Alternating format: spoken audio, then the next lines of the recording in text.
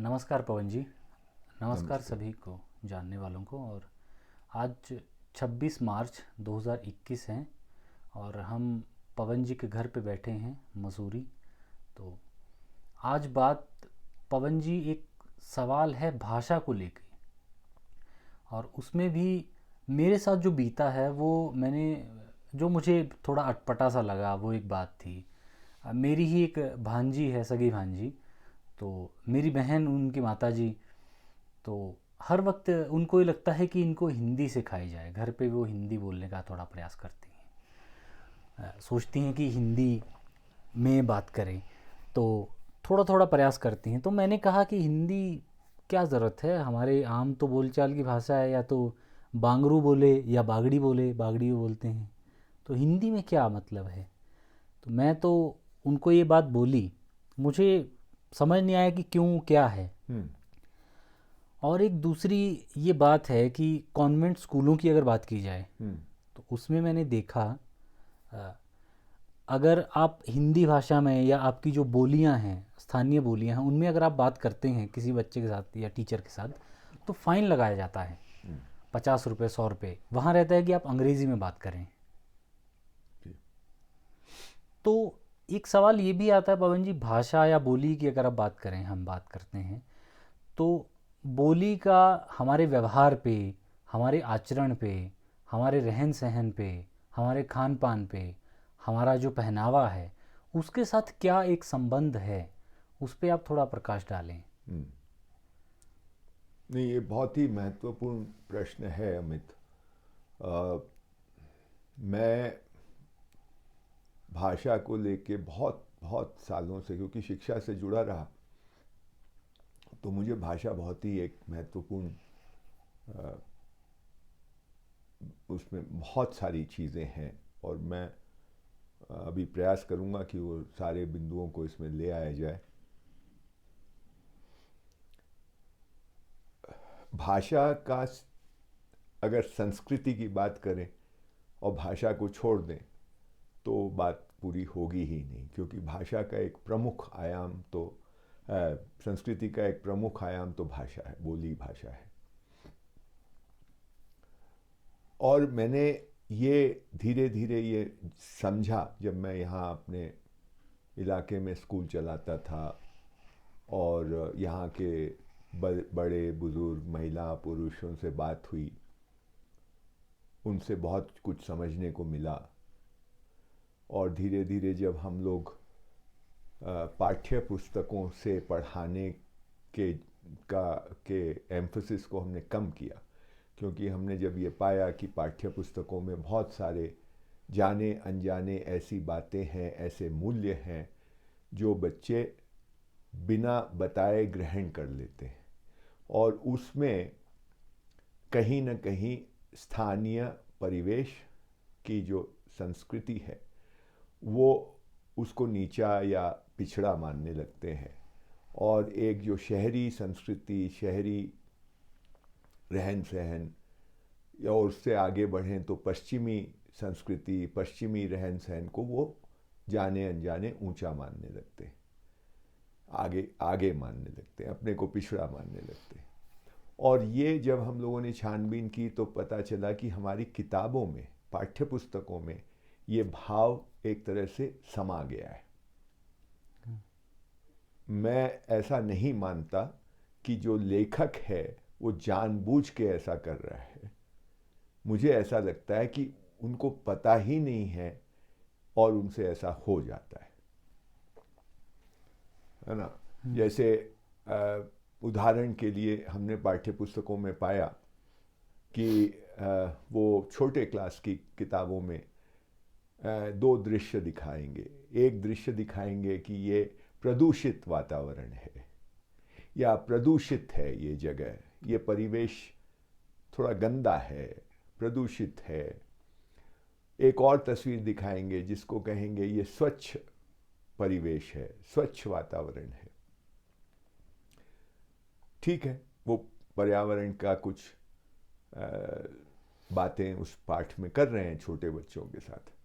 अब जो मुद्दे की बात है वो ये कि जो तस्वीर वो दिखा रहे हैं वो जब दिखा रहे हैं ये प्रदूषित परिवेश है, तो कई दफ़ा वो एक गांव का दृश्य होता है, लिखा नहीं होता कि ये गांव है, पर वो फोटो देख के कोई को भी लगेगा कि ये गांव का दृश्य है, क्योंकि उसमें झोंपड़ी कुछ बनी होगी, कुछ खेत जैसा दिखाई देगा, कुछ गाय भैंस दिखाई देगी, उनका गोबर दिखाई देगा, इस तरह का कुछ दृश्य होगा। उसको ये लोग कहेंगे गोबर वोबर है। शायद दूर में कोई आदमी शौच भी कर रहा है, दूर का दृश्य होगा, और उसको कहेंगे ये प्रदूषित परिवेश या प्रदूषित वातावरण। पर वो दृश्य गांव का होगा, ऐसा एकदम साफ झलकता है। और जो स्वच्छ या साफ सुथरा दिखाएंगे, तो आम तौर पे मैंने कई बार देखा, एक कमरा होगा, कमरे में एक सोफा सेट लगा होगा, एक टीवी होगा, और एक सूटेड बूटेड आदमी सोफा पे बैठा होगा, उसके बगल में एक महिला बैठी होगी, साफ सुथरी पतली दुबली, और एक लड़की बैठी होगी, और टीवी चल रहा होगा। लड़के को हटा दिया अब उन्होंने, क्योंकि हम लोग जेंडर सेंसिटिव हो गए, तो लड़की को तो ले आए, ठीक है, बढ़िया है बात, लेकिन वो कमरे का दृश्य है, उसमें टीवी है, उसमें सोफा है, उसमें कालीन है। तो एक तरफ गांव की तस्वीर खुले की, और दूसरी तरफ ये तस्वीर, ये मैंने कई किताबों में देखा। तो इससे क्या असर होता है जो देख रहा है जो बच्चा, कि गांव प्रदूषित है, और साफ सुथरा अच्छा परिवेश ऐसा होता है जिसमें कालीन हो, सोफा हो, वगैरह वगैरह। मेरा ये कहना है कि आप दो तस्वीरें गांव की भी दिखा सकते हैं, स्वच्छ और प्रदूषित। दो तस्वीरें शहर की भी दिखा सकते हैं, स्वच्छ और प्रदूषित। दो तस्वीरें बाहर की भी दिखा सकते हैं, मकान के अंदर की भी दिखा सकते हैं। लेकिन ये करना कि एक तरफ गांव की तस्वीर को प्रदूषित कह दिया और शहरी तरह के रहन सहन को आपने स्वच्छ कह दिया, तो इससे आप कुछ और संदेश भी जाने अनजाने बच्चे को दे रहे हैं। तो ये सिर्फ एक उदाहरण है, बहुत सारे उदाहरण हो सकते हैं, जिससे मैं ये बताना चाहता हूँ कि हमारी किताबों में इस तरह का जाने अनजाने इस तरह की चीज़ें आई हैं। जैसे जो आदमी सूटेड बूटेड होगा, उसका नाम भी दिया होगा मिस्टर सिंह, मिस्टर सिंह, हिंदी की किताब में। और जो बगीचे में काम कर रहा है, खेती कर रहा है, उसको बुधवा बोल देंगे, यार उसमें कोई हर्जा नहीं है, ठीक है, लेकिन ये मिस्टर लगाने की उसके आगे ज़रूरत क्या है? और फिर सूट बूट टाई कोट, तो इस तरह के तमाम चीज़ें हैं हमारी किताबों में। तो हम लोगों ने किताबों को ये निर्णय लिया कि किताबों से सिखाना ज़रूरी नहीं है, हम दूसरी तरह से भी जो हम समझाना चाहते हैं वो हम समझा सकते हैं। तो हम लोगों ने छोटे छोटे योजनाएं बनाई, जैसे खान पान पे योजनाएं बनाई, प्रोजेक्ट बनाए, स्थानीय जो खान पान होता है, जो लोग खाते हैं गांव में आमतौर पे, या त्योहार पे, या हमने आसपास के पेड़ पौधों पे प्रोजेक्ट बनाए कि बच्चे उनको उनके बारे में समझें, उनके बारे में जानकारी इकट्ठी करें, उनके बारे में ज्ञान इकट्ठा करें। अब ये ज्ञान कहाँ से इकट्ठा करेंगे?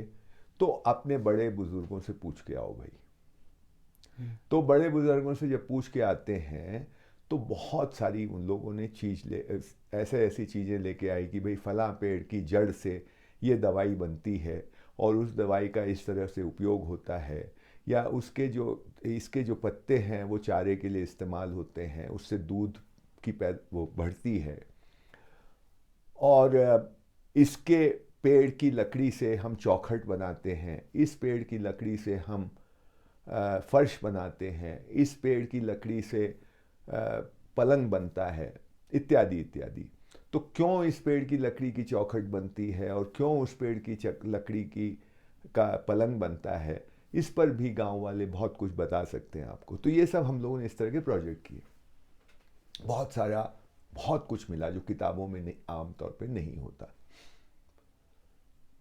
और उस दौरान मुझे ये एहसास हुआ कि ये जितना ज्ञान है इस तरह का, पशु पक्षियों के बारे में, पेड़ पौधों के बारे में, खान पान के बारे में, स्वास्थ्य के बारे में, मौसम के बारे में, खेती के बारे में और इनके बीच के आपसी संबंधों के बारे में, वो अधिकतर ज्ञान कहावतों, मुहावरों, छोटी छोटी कहानियों में है।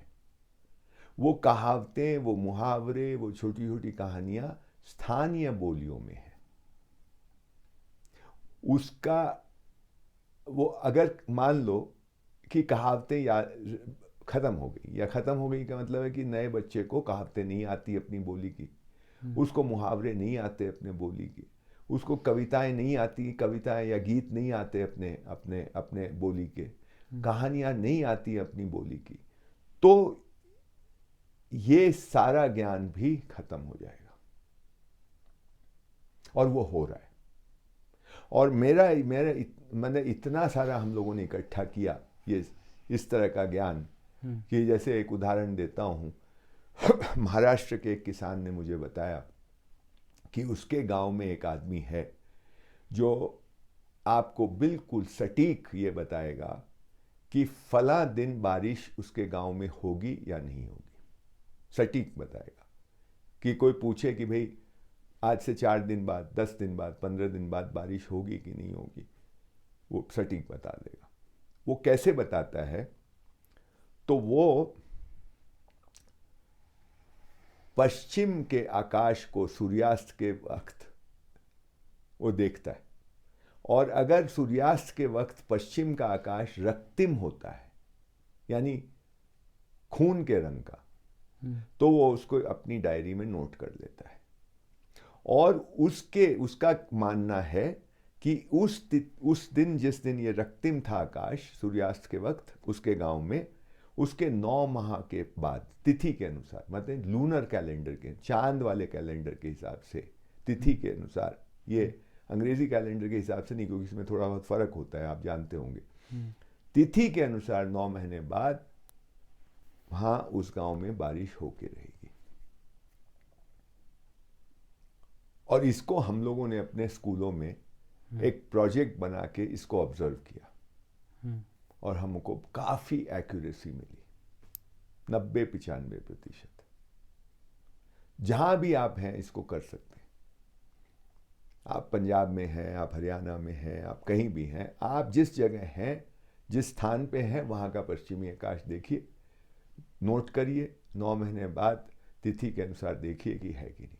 उसी तरह हमको पता चला कि एक परंपरा है, लोक परंपरा है कि पंचमी के दिन अगर आप लता लगाएं तो वो लता बहुत अच्छी लगेगी, फलेगी, फूलेगी। तो मैं कहता हूं ये सबको हम लोगों ने अंधविश्वास मान लिया है। भाई इसको करके देख लो। आप पंचमी के दिन एक लता लगा लो, एक अष्टमी के दिन लगा लो, एकादशी के दिन लगा लो, और देखो, अगर आपको लगे कि भाई पंचमी वाली ज़्यादा अच्छी तरह फल फूल रही है, तो इसको मानने में आपको क्या तकलीफ है? कौन सा आप अनसाइंटिफिक हो जाएंगे या पिछड़े हो जाएंगे? इस तरह की बहुत सारी चीज़ें मुहावरों, कहावतों और कहानियों, गीतों, दोहों में है। घाघ का नाम तो बहुत लोगों ने सुना ही है, उत्तर भारत के। और घाघ भडूरी की दोहे हैं, 2-2 लाइन के, 3-4 लाइन के चौपाइयाँ हैं। उसमें वो ये कहते हैं कि साहब, होली के दिन जब आप होलिका जलाते हैं, तो होली की लौ अगर उत्तर पश्चिम की ओर जाती है या दक्षिण पूर्व की ओर जाती है, ऐसा उनका लिखा मुझे याद नहीं है, पर वो है कि अगर लौ इस तरफ जा रही है, यानी हवा इस दिशा में बह रही है, इसका मतलब यही हुआ, लौ अगर इधर जाएगी तो उससे हवा का संकेत मिलता है। ऐसा हो रहा है, और आसमान में आपको फला नक्षत्र दिखाई दे रहा हो, तो ये पक्का मानिए कि इस बार बाढ़ आएगी, या इस बार बहुत अच्छी बारिश होगी, या इस बार अकाल पड़ेगा। इस तरह की तमाम चीज़ें हैं। मतलब मैं ये कह रहा हूँ, हमारी लोक ज्ञान की परंपरा में जो मुझे समझ में आया, हम लोगों ने जो मॉडर्न दिमाग है हमारा और आपका, हम मान लो हम कोई छोटा बच्चा है और आपने एक स्विच दबाया और बत्ती जल गई, और वो बच्चा इसको नोटिस कर लेता है। वो बत्ती के जलने और वो स्विच के दबाने के बीच के का संबंध उसको ध्यान, अरे ये इससे उसका कोई संबंध है, इसको दिमाग में आ जाता है, उसको किसी ने बताया नहीं। जो आधुनिक दिमाग है वो इसी तरह का संबंध देख पाता है जो इमीडिएट में होता है, तुरंत, यानी अभी बटन दबाया, अभी ये कुछ हो गया, ये संबंध तो आधुनिक दिमाग पकड़ पाता है। लेकिन कोई चीज आपने आज की और वो उसका जो असर है वो 10 महीने बाद हुआ, तो वो दिमाग नहीं आधुनिक दिमाग उस बात को नहीं पकड़ पाता, क्योंकि उसके पास टाइम ही नहीं है इस कनेक्शन। एक तो ये बात है। दूसरा, जो लोक परंपरा में जो जिस तरह का दिमाग बनता है, वो जिसको आप कनेक्ट नहीं करते दो चीजों को, उनको वो कनेक्ट कर लेता है। जैसे कौवे के घोंसले की पोजीशन देख के, कौवा घोंसला कब बनाता है, सारे पशु पक्षी, ये हम पढ़ाते नहीं अपनी किताबों में, ये हमारे परंपरा में ये ज्ञान है, लेकिन हम साइंटिफिक हो गए, हम किताबों में पढ़ा कि हर पशु पक्षी एक निश्चित समय में ही बच्चे देता है, साल भर नहीं देता आदमी की तरह। आदमी का बच्चा तो जनवरी से लेकर दिसंबर तक हर महीने पैदा होता है ना, हर दिन पैदा होता है। पर जानवरों का निश्चित समय है बच्चे देने का। ये नहीं है कि वो साल भर देते हैं। हर जानवर का, हर पशु पक्षी का। तो कौवा जो है वो अंडे देता है फागुन में, फागुन चैत के आसपास, मतलब फरवरी मार्च, यही जो। तो इसी समय वो घोंसला बनाता है अंडे देने के ठीक पहले। तो कौवा पेड़ के किस पोजीशन में घोंसला बनाता है, इसको देख करके हमारे किसान ये अंदाजा लगाते हैं कि इस साल कैसी बारिश होगी। बारिश कब होती है? फागुन चैत के 3 महीने के बाद, सावन भादो आषाढ़, इसके बीच में 3 महीने का फासला है। फरवरी मार्च, अंग्रेजी में देखो तो फरवरी मार्च में फागुन चैत की बात होती है, और फिर ये जो अपना आषाढ़ जो है वो करीब जून के आखिर में, जुलाई में आता है। बीच में 3 महीने का फासला है। कौवा कहाँ, बहुत ऊपर अगर बनाता है पेड़ के घोंसला, तो किसान ये मानता है इस बार बारिश कम होगी। और पेड़ के बीच में बनाता है, बहुत सारे पत्तों के बीच में, तो ये होता है इस बार अच्छी बारिश होगी। ये फरवरी मार्च की बात है, और बारिश होने वाली है 3 महीने बाद। ये हमारा किसान, पारंपरिक किसान, इसकी पोजीशन देख के ये अंदाजा लगाता है। अब इसमें कई बातें हैं। 3 महीने के अंतराल के बीच के कनेक्शन को ढूंढना, वो स्विच वाला कनेक्शन नहीं कि स्विच दबाया और बत्ती जल गई। घोंसला अभी बन रहा है, बारिश 3 महीने बाद हो रही है। दूसरी बात, कौवा, घोंसला और बारिश, इनके बीच के कनेक्शन को आधुनिक दिमाग नहीं ढूंढ पाता। उसको लगता है कौवे का घोंसले का बारिश से क्या संबंध। तो परंपरा में बहुत सारा ज्ञान ऑब्जर्वेशन से देखकर, और देखने के लिए समय और उस पर ध्यान दिया गया होगा, और फिर उसको, क्योंकि हम मौखिक परंपरा के लोग हैं, इस ज्ञान को कवित्व में, मुहावरों में, कहावतों में या दोहों में, चौपाइयों में कन्वर्ट किया गया ताकि लोगों को याद रहे। हम और आप भी, अगर कोई पोइट्री होती है, कोई गाना होता है, तो हमको जल्दी याद होता है, और लिखित अगर 4 लाइन दिया जाए लेख के रूप में, वो उतना आसान नहीं होता याद करना। तो हमारे सारी इस तरह की जो चीज़ें हैं वो इस फॉर्म में है। अब आज हम बोली भाषा से दूर हो रहे हैं, क्योंकि आपने हिंदी की बात की, हिंदी से भी ज़्यादा खतरनाक अंग्रेज़ी की बात है। क्योंकि हिंदी तो, मैं ये मानता हूँ कि आप पंजाब के हैं, अगर पंजाबी बोलोगे तुम, तो मैं कहूँगा मैं पंजाबी नहीं जानता। परंतु तुम अगर पंजाबी में बात करोगे और बहुत जल्दी नहीं करोगे, तो मुझे मेरा पक्का अनुमान है कि मैं 60-70% तुम्हारी बात को समझ जाऊंगा। हम्म, क्यों? क्योंकि हिंदी और पंजाबी, हिंदी और हरियाणवी, हिंदी और बंगाली, सारी भारतीय भाषाएं आपस में बहन भाई का रिश्ता रखती हैं। हम्म, बहुत सारे शब्द एक जैसे होंगे, कुछ कुछ शब्द अलग होंगे, व्याकरण के भी बहुत सारे नियम एक जैसे होंगे। जैसे आप वाक्य बनाते होंगे पंजाबी में, वही तरीका हिंदी में होगा। तो हम लोग अलग अलग मानते हैं, पंजाबी अलग हिंदी है भी, लेकिन ये अलगाव वैसा अलगाव नहीं है जैसा पंजाबी और अंग्रेजी का, जैसा हिंदी और अंग्रेजी का। ये बहुत ज़रूरी बात है कि भाई पंजाबी एक अलग भाषा है, मराठी एक अलग भाषा है, हिंदी एक अलग भाषा है और अंग्रेजी एक अलग भाषा है।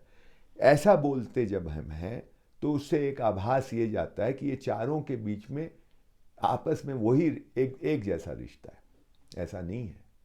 भारतीय भाषाओं के बीच में एक अलग प्रकार का रिश्ता है, भाई बहन का रिश्ता है। अंग्रेजी के साथ वो रिश्ता नहीं है। मैं आपको उसके उदाहरण देता हूँ। हमारे यहाँ कोई भी बोली भाषा हो, आपको कोई काम दिया गया, आपने वो कर दिया, तो आपसे पूछा जाए, आप आके बोलेंगे पवन जी वो काम हो गया। पंजाबी में भी ऐसा ही कुछ बोलेंगे, मैं नहीं जानता पंजाबी, बंगाली में भी यही बोलेंगे ऐसा ही कि हो गया। सेंस ये होगा कि काम हो गया। अंग्रेजी में आप बोलेंगे द वर्क इज डन, काम कर दिया या काम कर दिया गया है। हिंदी में आप बोलेंगे काम हो गया। पंजाबी में भी इसी तरह का कुछ होगा। मेरा हाथ जल गया, मैं गिर गया, मैंने ये देख रहे हैं, मैं हाथ जल गया। अंग्रेजी में आप बोलेंगे my hand, I burnt my hand, I burnt my hand, मैंने अपना हाथ जलाया। अगर लिटरल ट्रांसलेशन करें तो उसकी शादी हो गई।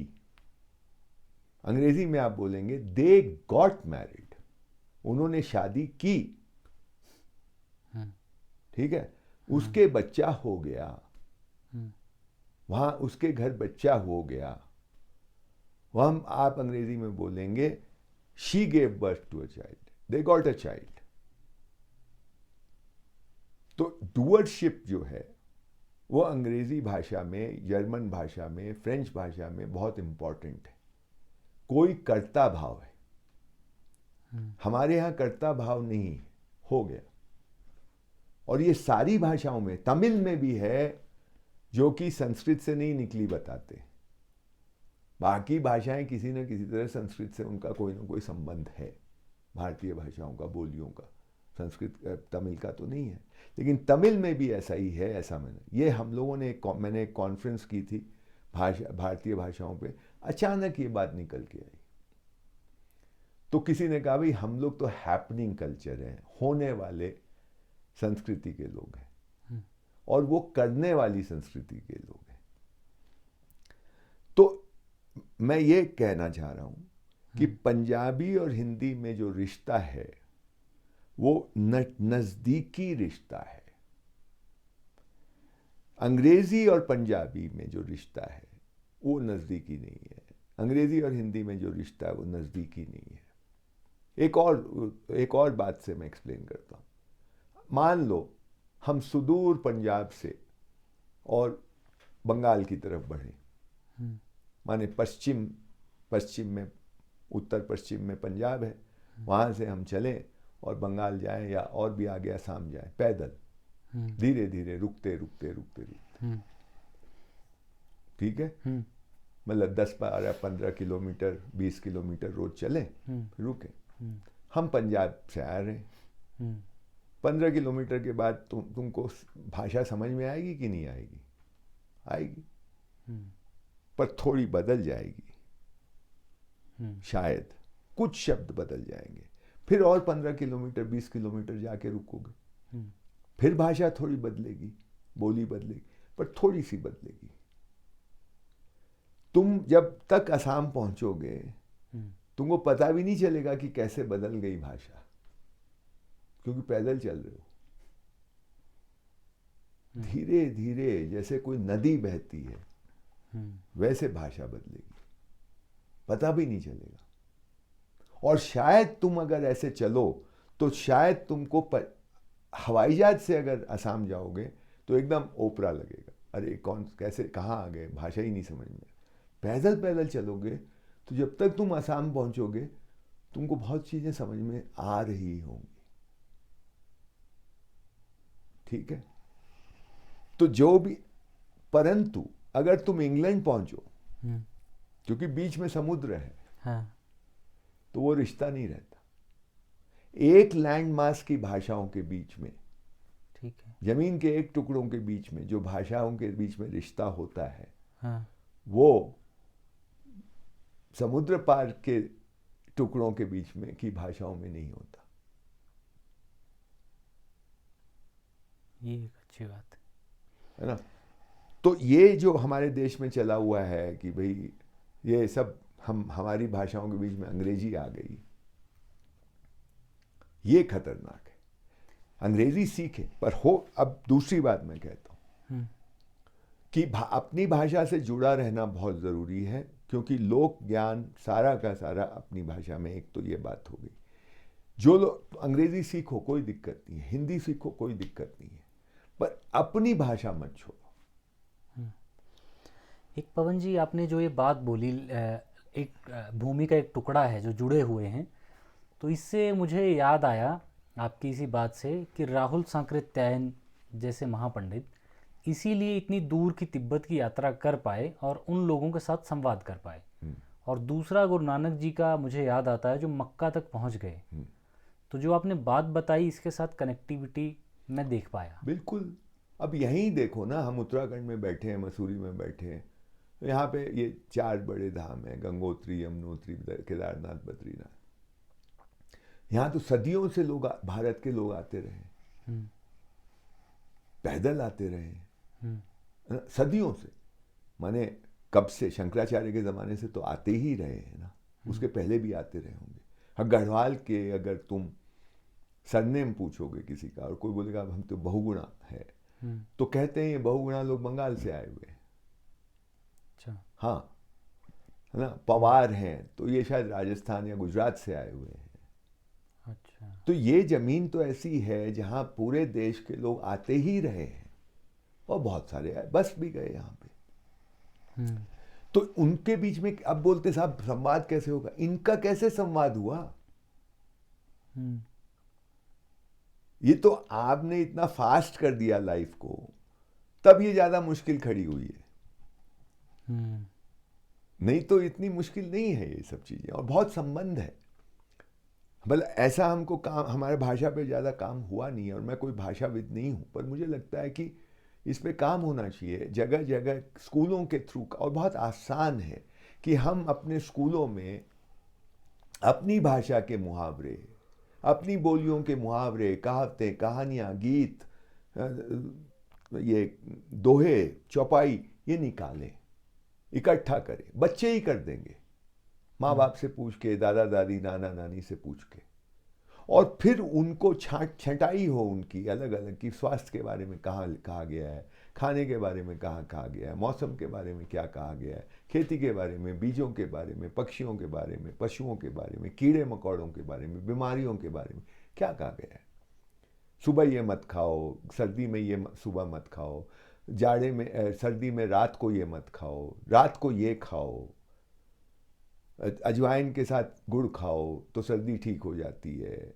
इस तरह की तमाम बातें आपको मिल जाएंगी। और अगर आप दूसरी बोली भाषाओं में भी यही काम करें तो आपको दिखेगा कि अरे वो भी यही कह रहे हैं, हम भी यही कह रहे हैं।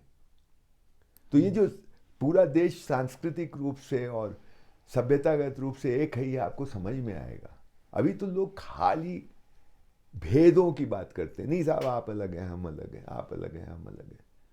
इस पे काम होना चाहिए। कितनी रिच परंपरा है ये हमारी बोली भाषाओं से पता चलेगा। तो अंग्रेजी सीखो, कोई दिक्कत नहीं है, हिंदी सीखो कोई, पर अपनी भाषा को मत छोड़ो। भाषा का मतलब ये नहीं कि खाली हम अपने माँ बाप से बोल मैं जा रहा हूँ आ रहा हूँ, ये बोल कहावतें और ये जो उसकी रिचनेस है वो वहाँ है, ये बहुत ज़रूरी है। और दूसरी बात ये है कि ये जो मैंने होने वाली बात की, ये बच्चों को समझाना चाहिए, बताना चाहिए, ध्यान आकर्षण करना चाहिए। हम होने वाली परंपरा के, सभ्यता के लोग हैं, जिसमें हम मैं करता हूँ, ऐसा नहीं है कि मैं कुछ भी नहीं हूँ, मैं करता हूँ, लेकिन सिर्फ मेरे करने से कुछ भी नहीं होता। बहुत चीज़ों का योग संयोग होता है, तब जाके कोई चीज़ घटित होती है। उसमें एक भूमिका मेरी है, हो सकता है महत्वपूर्ण भूमिका मेरी हो, लेकिन सिर्फ मेरी भूमिका नहीं है। ये हमने भाषा में पिरोया है, इसलिए हम कहते हैं काम हो गया। मैंने नहीं किया, सिर्फ मैंने नहीं किया, हो गया। ये जो अहंकार है उसका इससे संबंध है। ये जो आधुनिकता में बहुत अहंकार आ गया है, उसका भी भाषा से संबंध है। और दूसरा है कि भाषा दिमाग को बनाती है। आप दिमाग को बनाती है का मतलब क्या? दृष्टि बनाती है, क्योंकि दृष्टि के ही मार्फत हम सब कुछ को एनालाइज कर रहे हैं, देख रहे हैं, कंक्लूजन पे पहुंच रहे हैं, और ये दृष्टि जाने अनजाने बनती है। भाषा भी इसमें एक रोल प्ले करती है। मैं उसका एक उदाहरण देता हूं तुमको। ये मैंने कुछ साल पहले एक विदेशी मैगजीन में पढ़ा कि वहाँ का एक अमेरिका के एक बड़े विश्वविद्यालय में ये प्रयोग हुआ। बहुत असाधारण अच्छा प्रयोग, मैं इसको बहुत ही सुंदर प्रयोग मानता हूँ। उन्होंने क्या किया कि भाषा का असर दिमाग पे, दृष्टि पे कैसे होता है, इसका ये प्रयोग है। उन्होंने क्या किया, एक कंप्यूटर के मार्फत या प्रोजेक्टर के मार्फत दीवार पे एक स्क्रीन है, स्क्रीन पे एक छोटी लाइन, मान लो इतनी बड़ी लाइन प्रोजेक्ट की, ठीक है, मान लो 1 सेकेंड के लिए। उसके बाद उन्होंने एक बड़ी लाइन प्रोजेक्ट की, वो भी उसी 1 ही सेकेंड के लिए, ठीक है। और कमरे में जहां ये हो रहा है वहां पे अंग्रेजी भाषी लोग बैठे, जिनकी मातृभाषा अंग्रेजी है, ठीक है। अब वो उनको पूछा गया कि ये जो लाइन हमने पहले छोटी लाइन फिर बड़ी लाइन, ये इनके बीच में कौन सी ज्यादा देर तक टिकी स्क्रीन पे? असलियत ये थी कि दोनों एकदम उतने ही समय के लिए टिकी थी। उनसे पूछा गया तो उन्होंने, ज्यादातर लोगों ने कहा जो बड़ी लाइन थी वो ज्यादा देर तक टिकी। अच्छा, ठीक है। अब उन्होंने वो हटा दिया, अब उन्होंने एक हल्की फुल्की चीज को 1 सेकेंड के लिए स्क्रीन पर प्रोजेक्ट किया, और एक भारी भरकम चीज को भी स्क्रीन पे 1 सेकेंड के लिए प्रोजेक्ट किया। अब पूछा कि कौन सी चीज ज्यादा देर रही वहां पे, कौन सी तस्वीर? उन्होंने कहा नहीं, करीब करीब एक जितना। अच्छा, ठीक है। अब उन्होंने क्या किया, यही एक्सपेरिमेंट रूसी मातृभाषा बोलने वालों के साथ किया। तो रूसियों ने अब की बार लाइन को तो कहा कि करीब करीब एक जैसा, और जो ये भारी और हल्की चीज को उसमें बोला भारी चीज ज्यादा देर रही। अच्छा, ठीक है। क्यों? अंग्रेजी में अगर हम बहुत देर तक बात करें तो हम बोलेंगे we had a long chat. देर, समय की इकाई देर है ना, देर को अंग्रेजी में लंबाई की इकाई में कन्वर्ट कर देते।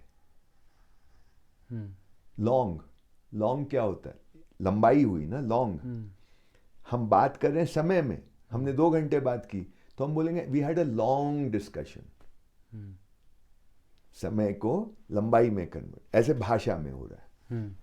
रूसी में क्या होता है, अगर देरी तक आप बात करें तो वो उसको वेट की यूनिट में कन्वर्ट करते हैं। मैं नहीं जानता रूसी उस आर्टिकल के अनुसार कि वो बोलेंगे we had a heavy chat, ऐसा कुछ बोलेंगे। हैवी तो वेट का माना हुआ। तो रूस में देरी को वेट में और अंग्रेजी में देरी को लंबाई में। तो उनको जब छोटी लकीर और बड़ी लकीर में जो लंबी लकीर थी वो उसको उन्होंने टाइम से जोड़ दिया कि वो देरी तक रही, और इन्होंने भारी चीज को टाइम से जोड़ दिया, वो देरी तक रही। तो मैं ये कह रहा हूं, ये जो आदमी का दिमाग है, ये ऐसा नहीं मानना चाहिए कि ये एकदम जो दिखता है वैसे ही देखता है। ये गुरूर नहीं करना चाहिए। ठीक। हमने इसीलिए शायद हमारी भाषाओं में इस दर्शन को, जो गीता में भी लिखा है ना कि भाई आप काम करिए, जो होगा नहीं होगा उस पर आपके अधिकार में नहीं है। वो जो उसका परिणाम आएगा वो आपके अधिकार में नहीं है, उसकी चिंता आप नहीं कर सकते। तो वो होगा तो होगा, नहीं होगा तो नहीं होगा। आपका काम है कि आप करिए बस, क्योंकि आप ही सिर्फ करने वाले नहीं है। तो इसको आपने भाषा में जोड़ दिया है, बहुत ऊंची बात है ना। अब इस भाषा के लोग करने वाले बन रहे हैं, अहंकारी बन रहे हैं। मैं भारत की बात कर रहा हूं, है ना। तो कम से कम हमको इन बातों पे ध्यान आकर्षण बच्चों का, शिक्षकों का करना चाहिए, और इसमें उनकी खूबसूरती दिखानी चाहिए। ऐसा ही है, ये दिखाना चाहिए कि आप कर बहुत चीजें, बहुत प्रयास करते हैं फिर भी नहीं होता। तो इसका मतलब ये नहीं है कि प्रयास मत करो, लेकिन तुम्हारे ही हाथ में नहीं है। तुम्हारा भी करना सार्थक है, लेकिन सब कुछ तुम्हारे हाथ में नहीं है। इसलिए थोड़ा रिलैक्स करो,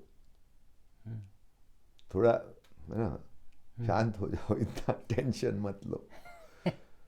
तो एक तो ये बातें हम लोगों को लानी चाहिए, हमारी भाषा की सुंदरता, उसकी ताकत। क्योंकि मैं तुमको बोल रहा हूँ, मैं कुछ साल ट्रिपल IIT में 1-2 सेमेस्टर कुछ कोर्स लिए हैदराबाद में, और तीसरे चौथे मतलब वो कंप्यूटर साइंस का कॉलेज है, यूनिवर्सिटी है, ट्रिपल IIT बहुत आजकल तो सारे अलग अलग प्रांतों में खुला है ये। तो वहाँ के तीसरी बीटेक के 3rd year 4th year students को मैं एक कोर्स लेता था, और मेरे को लगा कुछ समय के बाद कि इनकी भाषा गायब हो गई है। ये बच्चे वो हैं जो वहाँ से निकल करके उनको 2 लाख, 1 लाख, 3 लाख, 4 लाख की नौकरी मिलती है महीने की। ठीक है, तो दुनिया की नज़र में सक्सेसफुल लोग हैं ना। इनकी भाषा नदारद है, और ये खाली उसी कॉलेज का हाल हो ऐसा नहीं है, ये IIT के लोगों का हाल है, ये ज़्यादातर लोगों का हाल है। क्यों? अंग्रेजी के चक्कर में और नौकरी के चक्कर में ये अपनी भाषा से तो हो गए दूर, बल्कि इनको तो कई बार इनके माँ बाप ही बोलते हैं अंग्रेजी में बोलो, हिंदी में बोलो, जो तुमने अभी बोला। तो अपनी भाषा से तो हो गए दूर, कहावतें मुहावरों को तो छोड़िए, भाषा से ही दूर हो गए। तो जहाँ इनके माँ बाप जो अपनी भाषा से जुड़े हुए हैं, मान लो उनसे अगर आप उनका लिस्ट निकाल कि कितने अपनी बोली भाषा के शब्द वो जानते होंगे, इनके माँ बाप या इनके दादा दादी, तो शायद 6-7 हजार शब्द जानते होंगे। ऐसा कुछ हमको शिक्षाविदों ने बताया कि जो लोग अपनी बोली भाषा से जुड़े हुए रहते हैं उनके कम से कम 5-6-7 हजार शब्द जानते हैं अपनी भाषा के। ये लोग अपनी बोली भाषा बोलते भी होंगे, ये जो लड़के हैं या लड़कियां हैं जो 1 लाख, 2 लाख, 3 लाख की नौकरी लेते हैं और अपने को मानते हैं कि हम अंग्रेजी बोलने वाले हो गए, ये अपनी बोली भाषा या तो भूल गए, या जब थोड़ा बहुत बोलते भी हैं तो वो 7,000 से सिमट करके इनकी शायद 1,500-2,000 की शब्दावली रही अपनी बोली के। और अंग्रेजी का काम ये 2-2.5 हजार शब्दों में चला लेते हैं। Come here, go there, sit here, do go, मतलब काम की बात बस, उसके शब्द इनके पास आ गए। अंग्रेजी किताब भी पढ़ लेते हैं तो रस्किन बॉन्ड टाइप कोई ऑथर का पढ़ लेते हैं, बढ़िया ऑथर है, लेकिन बहुत सरल भाषा में लिखते हैं। तो उनकी शब्द 2-2,500 शब्दों को अगर आप अंग्रेजी के जानते हैं तो आप रस्किन बॉन्ड को समझ लेंगे। और जो आपकी कंप्यूटर साइंस की किताबें उसमें तो कुछ दिक्कत ही नहीं है। और नौकरी में जो अंग्रेजी चाहिए उसमें भी कोई दिक्कत नहीं है, क्योंकि क्रिया शब्द ही की ज़्यादा प्रयोग हो रहे हैं।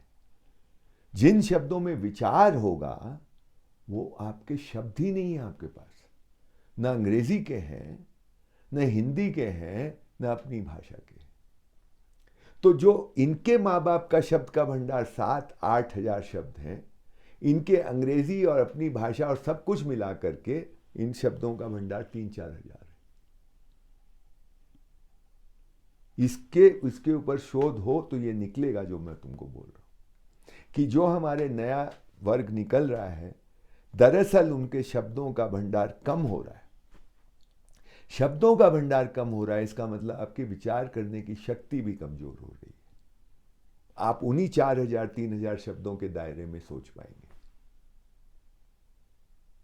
आपके माँ बाप दादा दादी 7,000-8,000 शब्दों के दायरे में सोचते थे, और आपको ये घमंड इस बात का है कि हम अंग्रेजी जानते हैं। दरअसल आपकी दुनिया छोटी हो गई है। तो ये देश कैसे बढ़ेगा आगे, कैसे हम शक्तिवान बनेंगे, इस पर बहुत गंभीरता से विचार होना चाहिए, व्यक्तिगत स्तर पे भी और समाज के स्तर पे भी। भाषा कमजोर होती जा रही है हमारी, शब्दों का भंडार कम होता जा रहा है हमारा, और इसलिए हमारी विचार की दुनिया छोटी हो रही है। विचार की दुनिया छोटी हो रही है, इसका मतलब आप पर संचालित होंगे। जो लोग विचार बनाते हैं उनकी गिरफ्त में आप रहेंगे। आप अपने आप इंडिपेंडेंटली नहीं सोच पाएंगे। आप बोलेंगे बीबीसी ये बोलता है, या एनडीटीवी ये बोलती है, या रिपब्लिक टीवी या जी टीवी ये बोलता है, तो आप मान लेंगे। या हिंदू ये बोलता है, या इंडियन एक्सप्रेस ये बोलता है, या कोई भी अखबार, तो आप मान लेंगे। क्योंकि रिटन जितना कम आपकी शब्दावली इस तरह के लोगों की जो अंग्रेजी के, वो लोग मान के चलो कि वो लोग लिखित शब्द को भगवान मानते हैं, चाहे उसमें गलत ही लिखा हो। मतलब ये पहले ये देखते हैं कि अरे बीबीसी, तो बीबीसी बोल रहा है तो ठीक ही बोल रहा होगा, ये उस पर क्वेश्चन नहीं लगाते। अपना दिमाग नहीं रहा। इसलिए भी हम लोगों को इस पे बहुत ज़रूरत है काम करने की, और स्कूलों में इस बात को बताने की बार बार ध्यान आ कि हमारी अपनी बोली भाषा को, कोई भी भाषा सीखो, उसमें कोई विरोध नहीं है, बिल्कुल सीखो, ये अपनी भाषा मत छोड़ो। और दूसरी बात है कि अपनी भाषा सीखने की प्रक्रिया देखो कितनी खूबसूरत है। कोई आपको बैठ के ABC नहीं सिखाता, क ख ग नहीं सिखाता, कोई आपको ग्रामर नहीं सिखाता, आप सीख जाते हैं, क्योंकि आपके घर में बोली जाती है, आप सीख जाते हैं, सहज रूप से सीख जाते हैं, उसके नुआंसेस भी सीख जाते हैं, उसकी बारीकियां भी आप सीख जाते हैं। परंतु अगर सम्मान हो तो, आज वो सम्मान नहीं रहा अपनी भाषा के प्रति, उसको छोटा मान लिया है। तो ये भाषा बहुत ही आवश्यक है। अगर आपको सशक्त समर्थ राष्ट्र या व्यक्ति बनाना है तो भाषा की जड़ें मजबूत होनी चाहिए, अपनी भाषा से जुड़ाव होना चाहिए। मैं ये बिल्कुल मानता हूँ।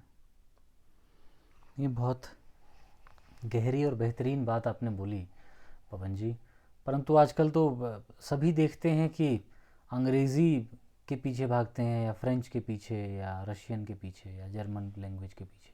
परंतु ये जो बारीकियों की बात आपने कही, हैपनिंग और डूइंग की बात है, शायद इसको नोटिस करने वाले बहुत कम हैं, लेकिन जिसके दिमाग में ये बात जाती है तो निश्चित ही सम्मान की दृष्टि से वो अपनी भाषा को देखता है, अपनी बोली को देखता है। हाँ, तो ये बताना पड़ेगा ना, ये तो हम लोग इस तरह से देख नहीं रहे ना, दिखाना पड़ेगा, हमको प्रयास करना पड़ेगा। ये हो रहा है, लेकिन ये इसको अंतिम नहीं मान लेना चाहिए कि अब ऐसा ही हो रहा है इसलिए कुछ किया नहीं जा सकता, ऐसा थोड़ी ना। क्योंकि हम ये कर सकते हैं कि हम दिखाएं ना, अपनी भाषा की खूबसूरती दिखाएं। हमारी भाषाओं में बहुत सारे हर भाषा में, हर बोली में ऐसे शब्द हैं और उसको हमको ढूंढ के निकालना चाहिए, और निकाल सकते हैं। ये भी स्कूल में काम हो सकता है, कोई बहुत भारी भरकम काम नहीं है कि कौन से ऐसे शब्द हैं जिसका हिंदी में कोई ट्रांसलेशन हो नहीं सकता, जिसका अंग्रेजी में ट्रांसलेशन हो नहीं सकता। अगर करोगे, तुम उसको बताओगे अंग्रेजी वाले को या हिंदी वाले को, तो तुमको एक शब्द के लिए 3, 4, 5 शब्द यूज करने पड़ेंगे, तब जाके उसको समझ में आएगा। जैसे हमारे क्षेत्र में एक शब्द है परालना, जिस क्षेत्र में मैं काम करता हूं, परालना। अब परालना का क्या मतलब है, तो आपको हिंदी में अगर समझाना पड़ेगा या अंग्रेजी में समझाना पड़ेगा, तो आपको बोलना पड़ेगा जैसे हम बच्चे को पालते हैं वैसे पौधे के लिए परालना शब्द यूज हो रहा है। कोई शब्द नहीं है हिंदी में। बच्चे को पालना, पौधे को परालना। ये समृद्धि है इस बोली की, इस हाँ, भाषा की। तो हर रंग तो गजब के हैं। हर भाषा में आपको ऐसे रंग के शब्द मिलेंगे जो दूसरी भाषा में नहीं होंगे। अब वो जब भाषा में ही नहीं है तो वो रंग भी गायब है मस्तिष्क से।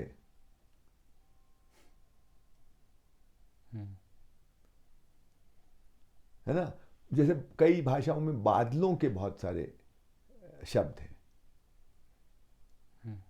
ऐसे बादल जो बारिश करेंगे, ऐसे बादल जो बिना बारिश के होते हैं, ऐसे बादल जो मूसलाधार बारिश करेंगे। बहुत सारे शब्द हैं बादलों के। दूसरी भाषा में उसके शब्द ही नहीं है।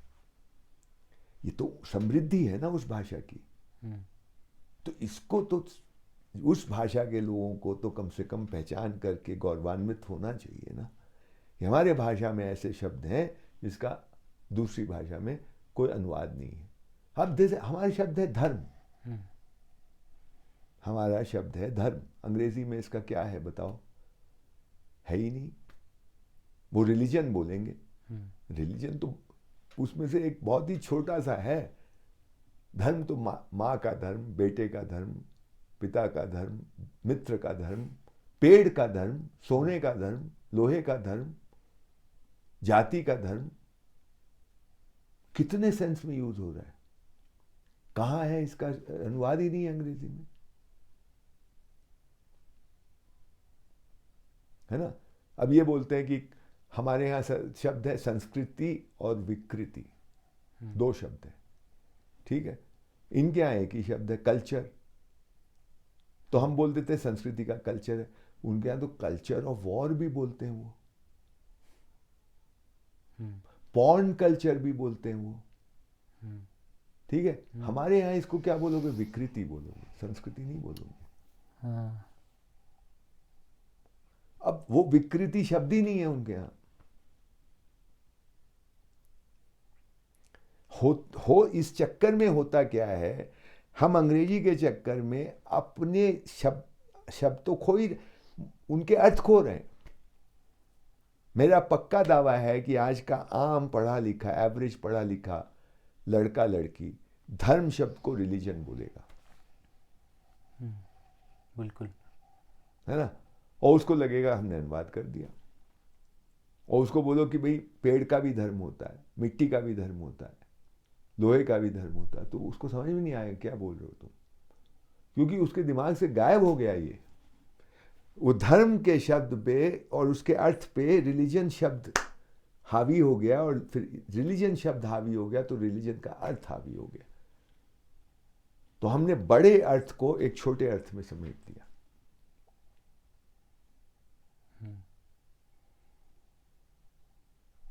ये बातें स्कूल में, कॉलेज में बच्चों के साथ होनी चाहिए। ध्यान आकर्षण हम करा सकते हैं और क्या कर सकते हैं, लेकिन ध्यान आकर्षण बहुत बड़ी चीज है। एक और बात मुझे याद आती है पवन जी, जैसे आप बोल रहे हैं कि फ़िलहाल ये जो काम है, ये जो बात हमने बोली, तो इस पर काम हो नहीं रहा है जिस तरीके से होना चाहिए। तो 1910 में एक अंग्रेज़ डीसी था रोहतक, जो हरियाणा में पड़ता है रोहतक। तो उसने जो हरियाणवी बोली है उस पर एक, मेरे टीचर बता रहे थे हिस्ट्री के, उन्होंने एक डिक्शनरी लिखी, क्योंकि वो भाषा, वो बोली उसे बहुत खूबसूरत लगी। तो वो डिस्क्राइब कर रहे थे, उसमें एक उदाहरण उन्होंने दिया कि बारिश जैसे होती है, तो हरियाणवी जो बोली है उस क्षेत्र की, तो उसे 14 तरीके से डिस्क्राइब किया जाता है। बहुत सटीक रहता है। बिल्कुल ये बिल्कुल। खूबसूरती। यही वो शब्द दूसरी भाषा में होंगे ही नहीं ना। हम्म, ऐसी बारिश के लिए एक शब्द, वैसी बारिश के लिए एक शब्द, जोर से बारिश हुई तीसरा शब्द, धीमी बारिश हुई चौथा शब्द। अब अगर वो शब्द ही नहीं आपने खो दिए तो फिर बारिश बारिश है। तो दिमाग जो है वो बारिश शब्द सुन के क्या तस्वीर बनेगी उसकी, एक बात। और आपके ये 14 शब्दों वाली लोग जो होंगे, जो ये 14 शब्दों को जानते होंगे, उनके दिमाग में क्या तस्वीर बनेगी। वो कवित्व लिखेंगे तो कैसे लिखेंगे, सोचो। हम्म। अच्छा, एक बात इसमें और मैं एक प्रश्न करना चाहता हूँ पवन जी। मैं ये जो हमारी जो बोलियां हैं वो कम होती जा रही हैं, नष्ट होती जा रही हैं, हाँ हाँ। तो इसका एक कारण क्या ये नहीं है कि या क्या उन्हें लिखित रूप में नहीं रखा गया, संजोया गया? नहीं यार, लिखना मैं तो इतना इम्पोर्टेंट नहीं मानता। देखो, मैं बोलूँ, मैं भाषाविद नहीं हूँ। कोई लोग इस पे बहुत विद्वतापूर्ण बात कर सकते हैं, मैं तो एकदम कॉमन सेंस से बात करूँगा। लेकिन मेरे को अब ये लगने लगा है कि ये भारत जो मौखिक परंपरा का देश रहा है, इस बात को भी हमको थोड़ा तवज्जो दे के इसको समझना चाहिए। क्योंकि ये टेक्सचुअल जो सब कुछ लिखित और सब कुछ पढ़ना है और सब कुछ लिखना है, इसको कुछ ओवर इवैल्यूएट हो गया है ये। और इसका एक आतंक है, पढ़े लिखे का आतंक है। जिसको पढ़ना लिखना नहीं आता वो मूर्ख समझा जाता है। और मैं तो बचपन में ऐसे लोगों से मिला हूं जिनको पढ़ना लिखना नहीं आता था, लेकिन रामचरितमानस की आप कोई बात चर्चा कर रहे हैं और वो एकदम सटीक, उस चर्चा के बीच में एक रामचरितमानस की एक चौपाई एकदम सटीक ला के रख देंगे। मैं उनको ज्ञानी मानता था। कभी उन्होंने फालतू बात नहीं की, कभी अपना बखान नहीं किया, और ऐसे। अब इन लोगों को आप क्या बोलेंगे? तो टेक्स्ट जो है, ठीक, अच्छी बात है, लेकिन आज कितनी किताबें छपती होंगी दुनिया में? करोड़, ज़्यादा, मुझे नहीं पता, मेरे पास आंकड़ा नहीं है। कितनी उसमें से काम की होंगी? और पता नहीं क्या माँ बाप ऐसा कुछ कर देते हैं बच्चों के साथ कि पढ़ो पढ़ो पढ़ो पढ़ो। मतलब किताब, जितना कोई किताब पढ़ ले उतना बहुत बड़ा विद्वान हो गया। पोथी पढ़ी पढ़ी जग मुआ, हमारे तो कहावत है। मतलब क्या है यार। हम सच बताते हैं, मैं तो रविंद्र शर्मा को मैं बहुत ऊंचा आदमी मानता हूँ, रिम्पोचे को बहुत ऊंचा आदमी मानता हूँ, धर्मपाल को बहुत ऊंचा आदमी मानता हूँ, नागराज जी को बहुत ऊंचा आदमी। सब सुनिया ही इनसे मैंने, और सुन के जो मुझे प्राप्त हुआ, पढ़ के नहीं हुआ। पढ़ के थोड़ा अहंकार तो जरूर आ सकता है, और आप कोट करेंगे ये वो, मैं उसको नेगेट नहीं कर रहा हूँ, मैं आइदर और में बात नहीं कर रहा हूँ। लेकिन मुझे लगता है कहीं ना कहीं हमने लिखने को और इसको जरा ज़्यादा ही महत्व दे दिया है। लेकिन मेरे सर में कान और आँख है ना, दो अलग अलग तरह से काम करते हैं। तो लिखित जो होता है वो आँख का क्रिया होती है ना, पढ़ना, और सुनना जो है कान की होती है। तो कान से जब अगर हम ध्यान से सुनते हैं तो आई थिंक अंदर की जो मनन होता है ना, वो दूसरी तरह का होता है। उसमें कनेक्शन बैठते हैं ज़्यादा आसानी से। जब हम पढ़ते हैं तो आई थिंक फोकस कुछ ज़्यादा ही जो लिखित है उसी पे रह जाता है, कनेक्शन बाद में बैठते होंगे, उस समय थोड़े मुश्किल से बैठते हैं। मैं मतलब ऐसे ही बात कर रहा हूँ, बहुत लाउड थिंकिंग जैसे कर रहा हूँ, पर मैं जब अपने को देखता हूँ तो मैं पाता हूँ कि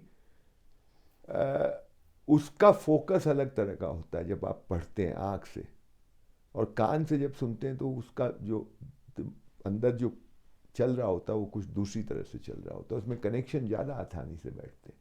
और ये कनेक्शन बैठना बहुत ज़रूरी है समझ के लिए, कनेक्टिंग द डॉट्स।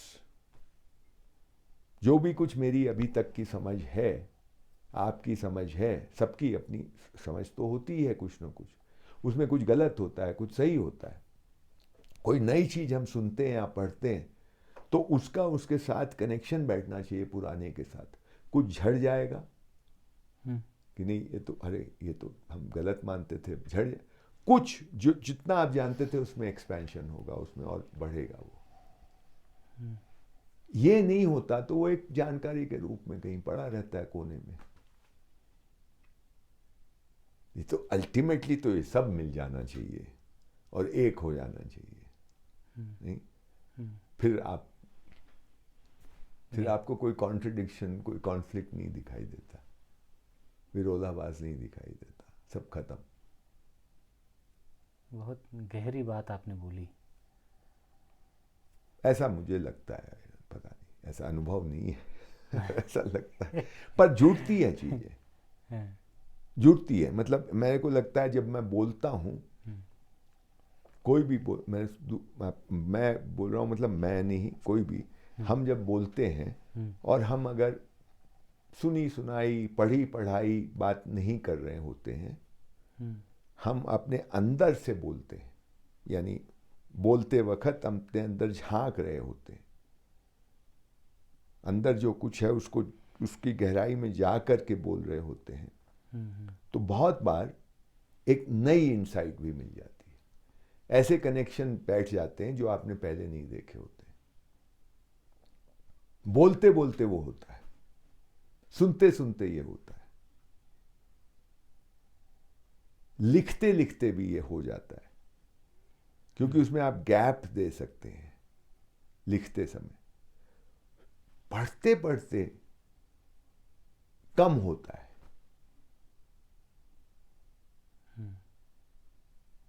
मैं ये नहीं कहूंगा कि नहीं होता है, वो कम होता है, और होता है तो बाद में होता है। एक और बात मुझे इस पे जोड़नी शायद ठीक है होगी कि हमने बहुत सारे मतलब हमारी परंपरा में शिक्षा को कैसे देखा गया है, इस पे थोड़ा समझने का मैंने प्रयास किया। तो उसमें बौद्धों से, जैनियों से, हिंदुओं के अलग अलग संप्रदायों से, कृष्णमूर्ति, श्री अरबिंदो, रविंद्रनाथ, शांति निकेतन, रामकृष्ण मिशन, विवेकानंद, इन सब परंपराओं के लोगों से मैंने 2-3 कॉन्फ्रेंसेस की, उनको सुना। ध्रुपद के लोग भी आए थे, कथक के लोग भी आए थे, और आयुर्वेद के लोग भी आए थे। और एक बात जो मुझे लगी वो ये कि भारतीय परंपरा में शिक्षा में देखने पे, अवलोकन पे, ऑब्जर्वेशन पे, और ऑब्जर्वेशन मतलब सिर्फ आंख का नहीं, सुनना भी एक तरह का ऑब्जर्वेशन, जो इंद्रियों से जो ग्रहण आप कर रहे हैं ना, उसको मैं ऑब्जर्वेशन कह रहा हूँ, उस पे बहुत जोर दिया गया है। मतलब स्वाद, अगर आप आयुर्वेद में हैं तो स्वाद, ये मीठा है कि खट्टा है कि कसैला है कि कड़वा है, इसकी बारीकियाँ, ये 6 प्रकार के जो स्वाद होते हैं उसकी बारीकियाँ, तो वही टेस्ट करो, पता इसका क्या टेस्ट है। सुनते हैं तो उसकी बारीकी से सुना, देखा तो बारीकी से देखा, छुआ तो बारीकी से छुआ। तो ये इस पे बहुत एम्फसिस है हमारी परंपरा में, इररिस्पेक्टिव कि वो बौद्ध है कि हिंदू है कि जैन है कि ध्रुपद है कि ये, ऑब्जर्वेशन पे बहुत एम्फसिस है, और ऑब्जर्वेशन के बाद मनन पे बहुत एम्फसिस है।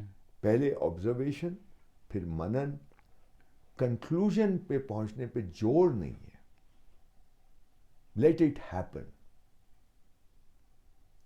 आज की शिक्षा में यह है कि तुरंत कंक्लूड करो, तुरंत, फटाफट, और इसलिए बच्चा बहुत जल्दी कंक्लूड करता है, और जो जल्दी कंक्लूड करता है उसको बड़ा इंटेलिजेंट बच्चा है। है ना। जो ज़्यादा प्रश्न करता है उसको बोलते हैं बहुत इंटेलिजेंट बच्चा है, चाहे भले ही ऊट पटांग प्रश्न कर रहा हो। मतलब सुनना भी नहीं, उसके पहले प्रश्न कर दिया। भाई पहले सुनो, उस पर मनन करो, फिर पूछो। है ना। ये भारतीय परंपरा में मुझे ये बात लगा कि ये है। और कंक्लूजन तर्क का इस्तेमाल करो, लेकिन ब्लेटेड कुछ और भी प्रक्रिया होती है। ये इंसाइटफुल चीज कुछ है कि कभी कभी वो अपने आप रिवील हो जाती है अगर आप कॉन्टेम्पलेशन के साथ उसके साथ रहते हैं, मनन के साथ। कृष्णमूर्ति कहा करते थे, स्टे विद द क्वेश्चन। वो डिस्टर्ब करता है, मॉडर्न आदमी को तो बहुत ज्यादा ही डिस्टर्ब करता है। उसको तो तुरंत हल चाहिए, भले ही वो गलत हल सवाल का हल हो जाए, पर वो सेटिस्फाइड हो जाता है।